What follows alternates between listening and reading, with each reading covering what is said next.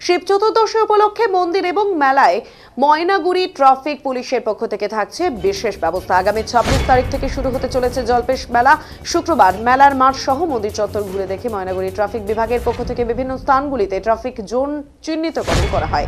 Maynaguri traffic বিভাগের পক্ষ থেকে 14টি স্থান চিহ্নিতকরণ করা হয়েছে। এর মধ্যে 4টি নো এন্ট্রি জোন হিসেবে চিহ্নিতকরণ করা হয়েছে। এবছর মেলা উপলক্ষে ট্রাফিক বিভাগ আরও কড়া হাতে ময়দানে নামতে চলেছে।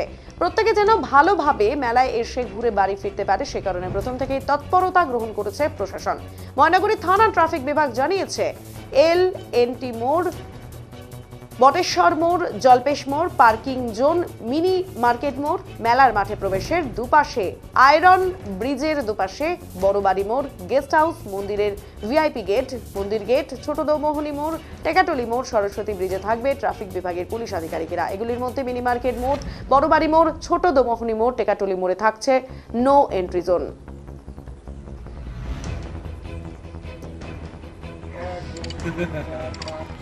না, আমরা ওইখানে জলপেশ মেলার মাঠে আমরা গিয়েছিলাম, গিয়ে সব কিছু দেখে এসেছি, কোথায় কোথায় ডিউটি দেওয়া যায়, এবং এটা 10 দিনের মেলা, এবং মেলাটা যাতে সুষ্ঠুভাবে পার করা যায় সেই জন্য আমরা মোটামুটি আমাদের 15টা ট্রাফিক থেকে মানে ডিউটি পোস্ট হবে, এবং সেটা বিভিন্ন নো এন্ট্রি পর্যন্ত হবে। তারপর আমাদের বিভিন্ন ব্যারিয়ার দিয়ে ওইটাকে আমরা চেষ্টা করবো যাতে মেলাটা সুষ্ঠুভাবে পার করতে পারি। তো